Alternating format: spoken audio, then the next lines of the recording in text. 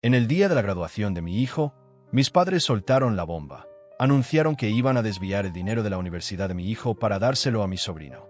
Mi esposo, Carlos, se rió y comentó: «Qué curioso, nosotros ya lo transferimos el mes pasado». Aún recuerdo el momento en que todo se vino abajo. Estábamos en una cena especial en una buena parrilla para celebrar la graduación de mi hijo Miguel. Una meta que alcanzó con mucho esfuerzo, después de haber tomado cursos avanzados, participado en actividades extracurriculares y trabajado medio tiempo. Y además, fue aceptado en la universidad de sus sueños. La celebración se volvió amarga casi de inmediato. Apenas sirvieron las bebidas. Mi madre, Carmen, tomó su copa, la golpeó suavemente con un tenedor y, con una sonrisa de satisfacción, anunció: «Tenemos un anuncio. El dinero para la universidad de Miguel ahora se lo daremos a David, porque él lo necesita más». Me quedé paralizada mientras mi esposo, Carlos, apretaba su tenedor con fuerza. El rostro de Miguel se puso pálido, y mi hija menor, Laura, que estaba a su lado, nos miraba confundida. Mi padre, Jorge, simplemente asintió como si esa decisión tuviera total sentido, y agregó que era lo mejor para la familia. David, mi sobrino, hijo de mi hermano Andrés, siempre había sido el favorito de ellos, el chico al que rescataban una y otra vez de sus líos. Sentí como se encendía mi rabia. Años de callar y permitir que mis padres menospreciaran a mis hijos en comparación con el hijo de mi hermano. Fue en ese instante cuando todo explotó. Carlos reaccionó de inmediato. Se recostó en su silla, tomó un sorbo de su cerveza y dijo con ironía: «Qué gracioso, nosotros ya habíamos movido el dinero el mes pasado». Mi madre parpadeó, y la sonrisa de Jorge se desvaneció. La voz de Carmen se volvió aguda, pero Carlos continuó: «Sí, ya lo anticipamos, así que transferimos el dinero de la universidad de Miguel a una cuenta que ellos no pudieran tocar hace semanas». Y entonces todo se descontroló. El rostro de mi madre se puso rojo de ira, tanto que pensé que se iba a desmayar. «No tenían derecho a hacer eso», gritó. Jorge golpeó la mesa, haciendo que los cubiertos temblaran. «No pueden hacer eso. Ese dinero era para la familia». Finalmente encontré mi voz y dije: «Miguel es parte de la familia, y ese dinero le pertenece a él. Ustedes no tienen derecho a decidirlo, están siendo egoístas». Mi madre replicó: «David lo necesita, ya sabes lo difícil que ha sido para tu hermano. Estamos ayudándolo a encaminar su vida, y ustedes se la están estropeando». Fue en ese momento que me di cuenta: nunca tuvieron la intención real de dejarle el dinero a Miguel. Siempre estuvieron esperando el momento perfecto para apoderarse de él. Miré a Miguel, quien me observaba con total incredulidad. Él había crecido sabiendo que sus abuelos no lo favorecían, pero aquello era distinto. Era la prueba de que, para ellos, ni siquiera importaba. Algo dentro de mí se rompió. «Ayudar», repetí con la voz temblorosa. «¿A lo que te refieres es a cuando David nos estafó, o cuando fue arrestado y ustedes pagaron su fianza, o cuando destrozó el auto de tu hermano y ustedes lo reemplazaron?» Mi padre gruñó: «Eso no es lo mismo. David ha tenido sus problemas, tu hermano es padre soltero haciendo lo mejor que puede, y yo, como madre, también doy lo mío». Le respondí con firmeza: «Y ustedes acaban de decirle a mi hijo, en uno de los días más importantes de su vida, que su futuro no vale nada, que le están quitando la oportunidad de tener la vida por la que tanto luchó». Mi madre se encogió de hombros y dijo: «Por favor, Miguel puede conseguir préstamos como todos». Fue en ese instante cuando supe que no había vuelta atrás. Miguel se levantó tan rápido que la silla chirrió en el suelo. Con voz temblorosa pero decidida, declaró: «No quiero nada de ustedes. Ni su dinero, ni a ustedes en mi vida». Carlos también se levantó, colocándole una mano de consuelo en el hombro, y dijo: «No les debemos ni un minuto más». Yo también me levanté y les dije a mis padres: «Esta es su última oportunidad. Hoy han demostrado quiénes son de verdad, y nunca lo olvidaremos». Y así, salimos sin mirar atrás. Ellos gritaban, nos llamaban ingratos y decían que estábamos destruyendo la familia. Pero al ver a Miguel, con la cabeza bien en alto a pesar del dolor en sus ojos, supe que habíamos tomado la decisión correcta. No tenía idea de hasta dónde llegarían mis padres para recuperar ese dinero. Salimos del restaurante sabiendo que nada volvería a ser igual, y pronto comenzaron las llamadas furiosas, mensajes de voz de mi madre, gritando que habíamos traicionado a la familia. Mi hermano Andrés dejó mensajes agresivos advirtiendo: «Se van a arrepentir». 2 días después, Andrés mandó un mensaje diciendo: «No sé qué está pasando, pero David necesita ese dinero más que Miguel. Ustedes están siendo egoístas». Fue todo lo que dijo, sin más explicaciones, y yo ni siquiera respondí. El verdadero problema surgió una semana después, cuando Carlos recibió una llamada del banco. Yo estaba en la cocina cuando lo oí decir: «Disculpe, ¿qué retiro fue ese?». Sentí que mi estómago se encogía. La llamada duró otro minuto, y cuando Carlos colgó, su rostro estaba lleno de ira. Habían intentado acceder al dinero de Miguel. Me quedé paralizada. Realmente mis padres llamaron al banco haciéndose pasar por nosotros y dijeron que habíamos autorizado un retiro de emergencia familiar. Apenas podía respirar. Carlos negó con la cabeza y explicó que el banco detectó algo sospechoso y nos llamó primero. Quería gritar de la desfachatez que tenían. Sin pensarlo 2 veces, agarré mi teléfono, marqué el número de mi padre, y en cuanto contestó, exploté. «Ustedes realmente intentaron robar nuestro dinero. ¿Qué les pasa?». Mi padre no sonó ni remotamente arrepentido. «Ustedes nos dejaron sin opción», dijo. «No habríamos tenido que hacerlo si ustedes no fueran tan irracionales». Casi lancé el teléfono contra la pared. «¿Irrationales? Ustedes intentaron cometer fraude. Es nuestro dinero», replicó mi padre. «Nosotros contribuimos a él». Eso me dejó helada. Mi madre intervino. «¿Crees que hiciste todo esto solo? Que nunca pusimos nada en esa cuenta». Cerré los puños y contesté: «Ustedes nunca aportaron ni un centavo al fondo de Miguel. Están equivocados». Mi padre respondió con frialdad: «Y si lleváramos esto a juicio, te aseguro que ganaríamos el derecho a reclamarlo». Sentí un escalofrío. Carlos se acercó y dijo que no tenían base legal, pero yo no estaba tan segura. Mis padres eran mentirosos, manipuladores sin escrúpulos, y si estaban dispuestos a llegar tan lejos, ¿qué más podrían planear? 3 días después, al llegar a casa, vi un grueso sobre en la puerta. Lo recogí. Al notar el remitente, me sentí enferma. Venía de un abogado. Corrí adentro, con las manos temblando, y lo abrí. Carlos, que estaba en la sala, preguntó: «¿Qué es eso?». Leí las primeras páginas y, al terminar, mis manos temblaban tanto que apenas podía sostener el papel. «Nos van a demandar», susurré. Los abogados decían que mis padres habían contribuido al fondo de la Universidad de Miguel y que habíamos transferido el dinero sin su consentimiento. Mi voz se elevó. «Quieren decir que poseen parte del dinero». Carlos se levantó de inmediato, agarró los papeles y, con los ojos entrecerrados, leyó en voz baja: «Esto es un completo disparate». Pero yo no lo creía, pues mis padres siempre supieron torcer la verdad hasta hacerse pasar por las víctimas, y en un juicio podrían tener pruebas suficientes. Durante los días siguientes, corrimos a reunir toda la documentación: estados de cuenta, registros de transferencias, cada depósito que se hizo en esa cuenta.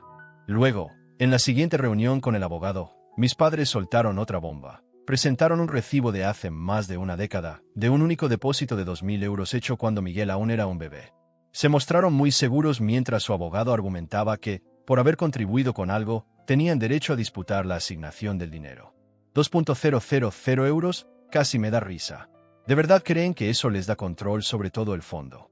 Mi madre sonrió de forma dulce y dijo: «Fue una contribución. Sin ella, ustedes nunca habrían acumulado tanto». Yo estaba furiosa. Carlos, ya un poco más tranquilo, comentó: «Entonces, estás diciendo que, por haber hecho un único aporte hace más de 10 años, ahora pueden decidir a quién se le entrega el dinero». Mi padre asintió. Yo casi grité. Después de semanas de lucha, el tribunal finalmente decidió que, aunque mis padres no tenían control sobre el fondo, los 2.000 euros debían ser devueltos con intereses. Fue una victoria pequeña. Ellos no podían tocar el dinero, pero se sintió como una gran derrota, porque el mensaje era claro. Mis padres harían lo que fuera para castigarnos por negarnos su plan, y no habían terminado. Ni siquiera 2 semanas después de la sentencia, Carlos llegó a casa con la cara pálida y dijo: «Nos denunciaron». Me quedé sin aliento. «¿Nos denunciaron?», explicó. «Llamaron a Hacienda diciendo que cometimos fraude fiscal». Mi casto resper. Ellos habían informado que estábamos ocultando dinero y declarando montos falsos desde hacía años. Agarré la encimera con fuerza. Era algo increíble. Carlos, con el rostro serio, añadió: «Ahora estamos siendo investigados». En ese momento entendí que no se trataba solo del dinero, era una guerra. Mis padres estaban decididos a destruirnos, y si querían luchar, se iban a enfrentar a todo. Pensé que la demanda era lo peor, que perder una parte del dinero a manos de esos padres egoístas era lo máximo, pero me equivoqué.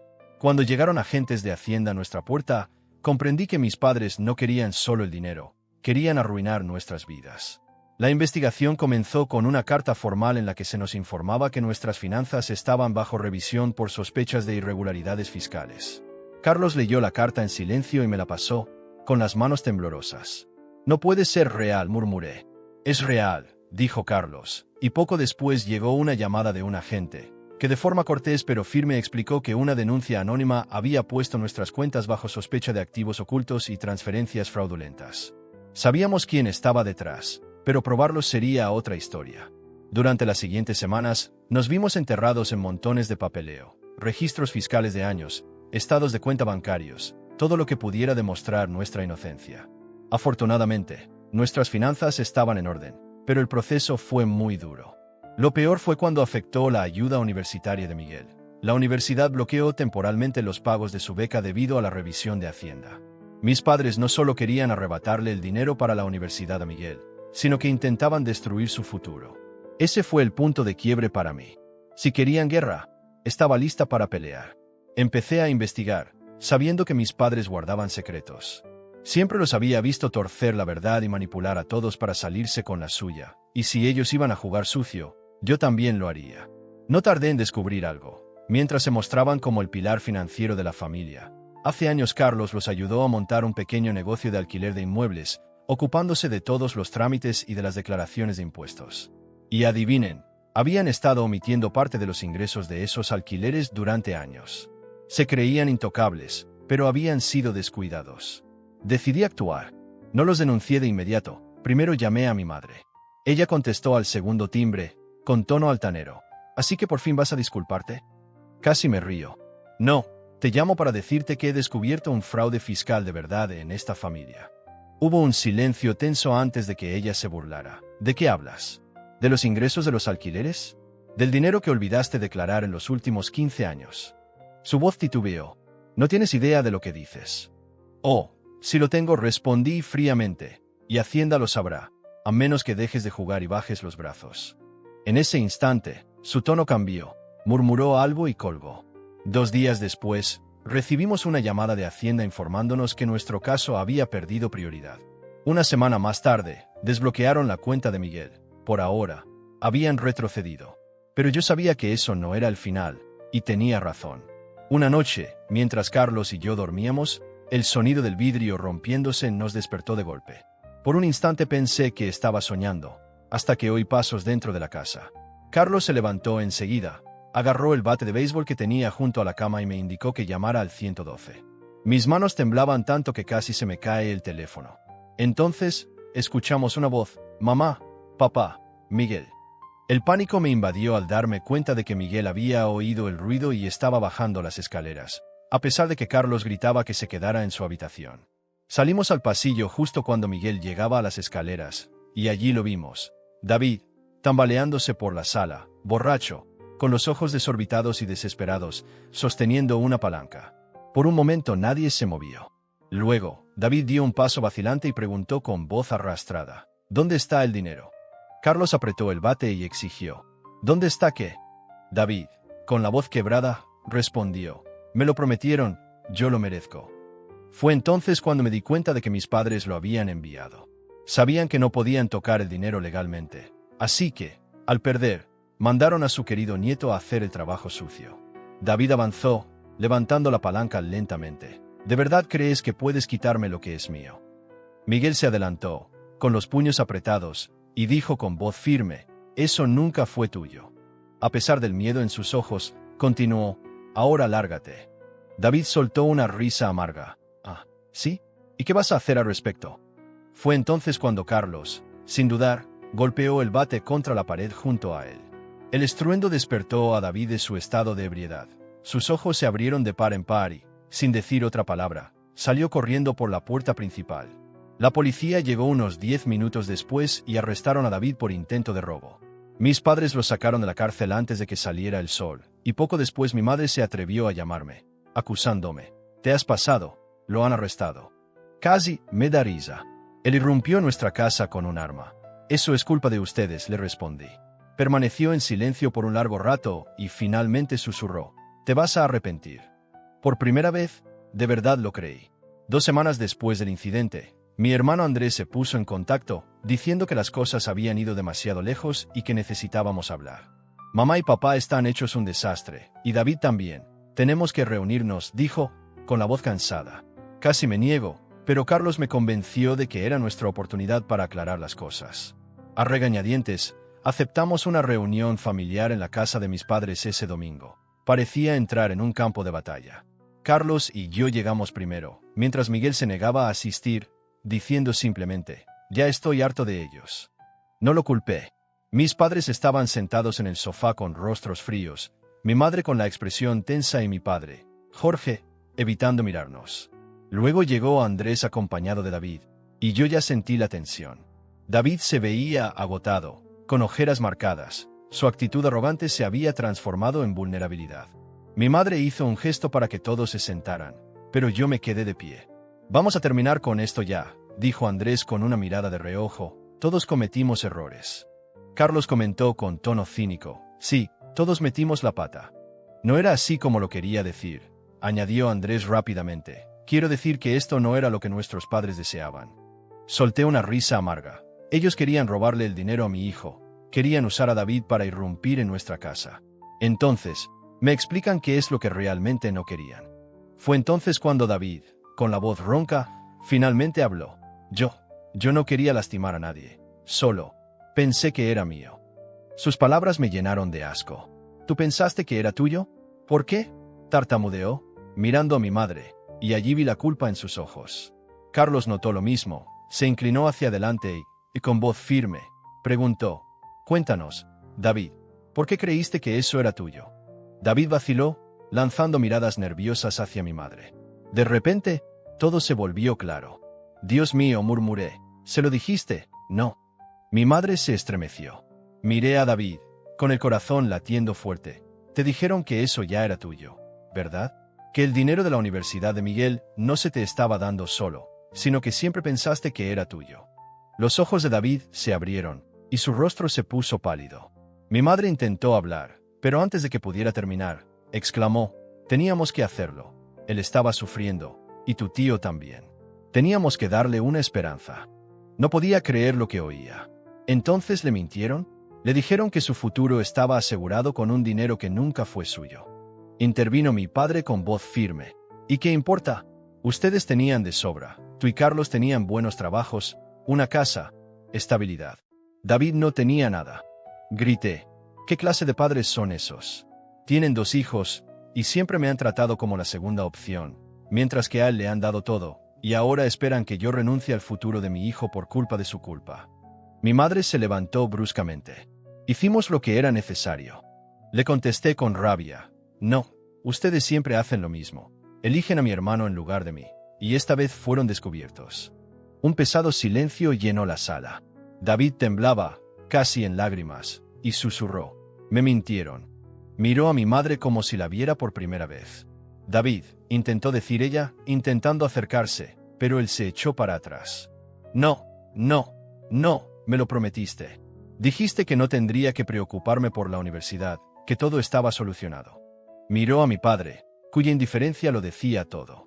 David soltó una risa temblorosa y se volvió hacia mí. «Lo siento», y por primera vez vi en él el reconocimiento y la tristeza de haber sido tan manipulado como nosotros. Se fue sin que yo lo detuviera. Mis padres trataron de justificarse, diciendo que yo estaba exagerando y destruyendo la familia. Simplemente dije, «Se acabó», y lo dije en serio. Luego, mi hermano Andrés intentó acercarse, pidiendo perdón y admitiendo que había dejado que las cosas se salieran de control por creer demasiado en nuestros padres, pero yo no estaba lista para perdonar. David, sorprendentemente, logró mantenerse alejado de más problemas, consiguió un trabajo y se inscribió en una universidad comunitaria. No sé si fue por la culpa, la vergüenza o un verdadero despertar, pero espero que haya aprendido la lección. En cuanto a Miguel, él siguió adelante y se fue a la universidad, la que él mismo se ganó con su esfuerzo. Mis padres nunca vieron ni un centavo de ese dinero, y nosotros tampoco volvimos a verlos. Romper con los propios padres, incluso con aquellos que nunca supieron querer de verdad, duele como una pérdida, pero a veces es mejor enterrar el pasado en lugar de dejar que siga lastimándote. Y eso fue lo que decidí hacer.